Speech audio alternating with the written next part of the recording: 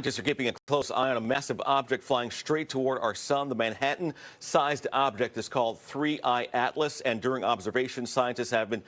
For 72 hours, the global scientific network had been fixated on a single data stream, a faint cascade of encoded pulses that originated from beyond Neptune's orbit. The object responsible, designated 3Y Atlas, had been catalogued months earlier as only the third confirmed interstellar visitor to the solar system. It was first thought to be a tumbling shard of rock and ice, another wandering relic cast out from some distant stellar nursery. Yet as astronomers tuned their instrument, they found its albedo far too regular, its trajectory impossibly precise, and its faint radio emissions arranged in patterns that could not be dismissed as natural noise. By the time 3I Atlas neared the heliopause, the world had already divided into camps, those who called it a probe, those who called it a weapon, and those who feared it was both. Before we start, smash the like and subscribe buttons for more updates. The final transmission came at 3:19 UTC, a burst of compressed signal caught simultaneously by the Very Large Array, the Lunar Relay, and two deep space listening posts stationed in Mars orbit. The message began with the same repeating tones that had haunted analysts for weeks, then shifted into a new structure,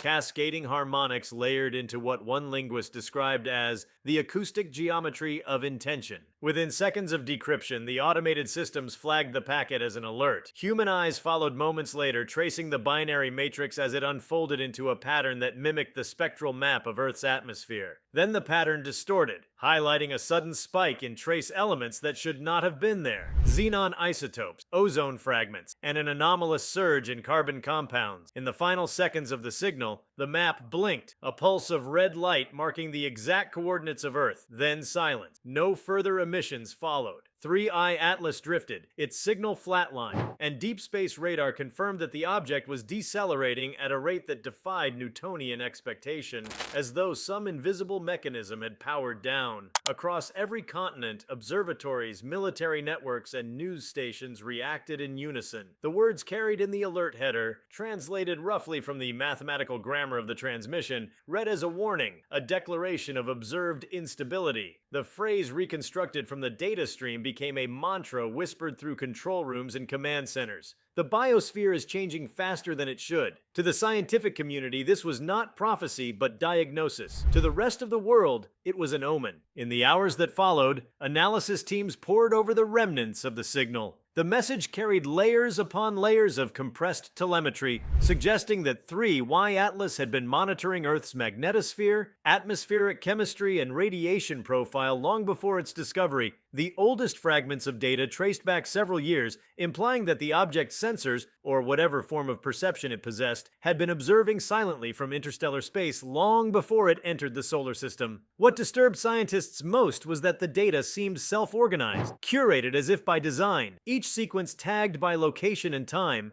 each anomaly annotated with a pattern resembling a correction symbol. It was as if the entity had been measuring the health of the planet, comparing it against some universal constant of biological equilibrium, and had now issued a verdict. Warning, deviation extreme, corrective action required. In laboratories and conference halls, arguments ignited over interpretation. Some believed 3Y Atlas was an automated surveyor from a civilization that seeded life across the galaxy, returning periodically to check on its progeny. Others thought it might be a kind of interstellar sentinel, a passive observer programmed to monitor planets for signs of collapse or contagion that might threaten the wider cosmic ecosystem. A few fringe theorists proposed that its transmission was not directed toward Earth's inhabitants at all, but toward a distant network of its own kind, a message announcing that the planet had reached a threshold. Whatever the intent, the consensus among signal analysts was undeniable. The warning had been explicit, and the subject of that warning was Earth itself. The precision of 3Y Atlas's data was staggering. It cataloged atmospheric fluctuations with nanosecond resolution, showing not only the steady accumulation of greenhouse gases, but subtle distortions in the electromagnetic field correlated with human industry. The signal appeared to depict humanity as a form of interference, an emergent phenomenon disrupting a fragile equilibrium. To many listeners, this interpretation carried a moral gravity that was impossible to ignore. If 3Y Atlas had been designed to monitor life-bearing worlds, then its transmission suggested disappointment, not malice, but disapproval from a logic far older and colder than human consciousness. The realization struck at something primal. Humanity had been noticed, measured, and found wanting. Astronomers continued tracking 3I Atlas's path as it slowed near the heliopause, lingering at the edge of interstellar space. Some speculated it was waiting for a response. Others argued that it was recording the consequences of its own message. A minority suggested that it had fulfilled its purpose and was now entering dormancy, its systems designed to power down once its warning was delivered. Telescopic imagery revealed faint iridescence along its surface, geometric panels reflecting starlight in patterns inconsistent with natural mineral structure. This was the final confirmation skeptics needed. 3I Atlas was not a rock. It was a construct, though whether mechanical or biological remained uncertain. The implications of its existence reverberated through every field of human thought. Philosophers saw in it the ultimate mirror, an intelligence that neither dominated nor conversed, but simply observed and reported. Religious leaders found in its silence the echo of prophecy, a cosmic messenger acknowledging creation's imbalance. Economists debated how the warning might reshape civilization's priorities if accepted as genuine. Yet the object itself remained indifferent, spinning slowly against the backdrop of the stars, its faint ion trail a reminder that something greater had passed briefly within reach. Governments convened emergency councils to assess the security implications of the event. The possibility that 3I Atlas's warning might precede some kind of cosmic quarantine was raised behind closed doors. Defense agencies analyzed whether the object's transmission could have activated latent systems elsewhere in the solar system. Deep space radar watched for echoes, reflections, or signals returning from beyond the heliosphere.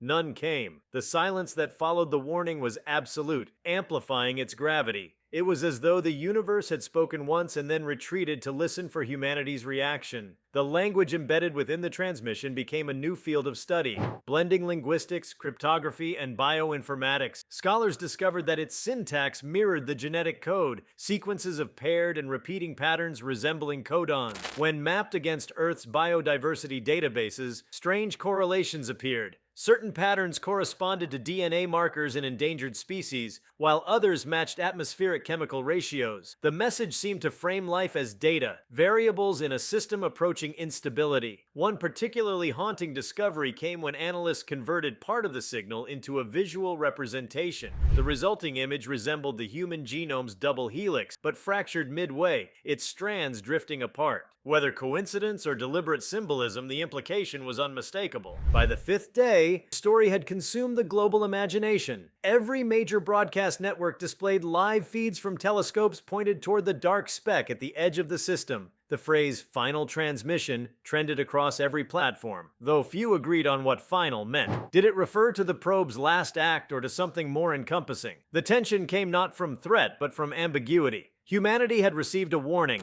yet no instructions. The absence of explanation forced introspection. For the first time, the species confronted a message that demanded understanding rather than obedience. Within research institutions, a quiet sense of awe replaced panic. The realization grew that the cosmos might contain mechanisms for self-regulation, a kind of ecological conscience spanning light years. If 3I Atlas was part of such a system, then its presence represented the universe's way of maintaining equilibrium, not through punishment, but through information. The warning could be seen as both diagnosis and opportunity, a chance to recognize the scale of planetary imbalance before irreversible thresholds were crossed. This interpretation transformed fear into focus. The scientists who first decoded the signal began publishing open papers, calling for cooperation rather than secrecy. Knowledge, they argued, was the only appropriate reply. Still, skepticism persisted. Some claimed the signal was an elaborate hoax, engineered by a coalition of environmental groups using repurposed satellites. Others insisted it was a natural radio burst misinterpreted through anthropocentric bias. The object's unnatural deceleration was explained away as solar radiation pressure or magnetic interaction. Yet the coherence of the data, its layered complexity,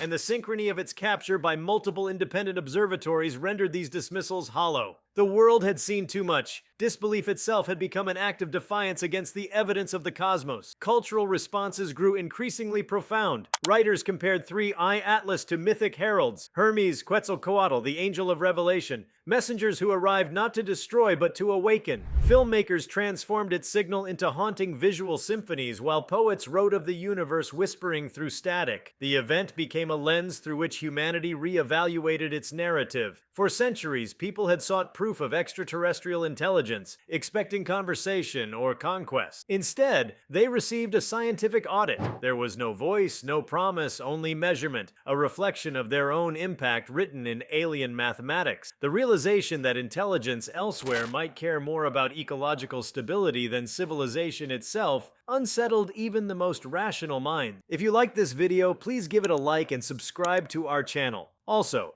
leave your comments below and tell us, what are your thoughts on 3I Atlas's final transmission? Warning or misunderstanding? What happens next? We want to hear from you. Thank you for watching, and see you next time.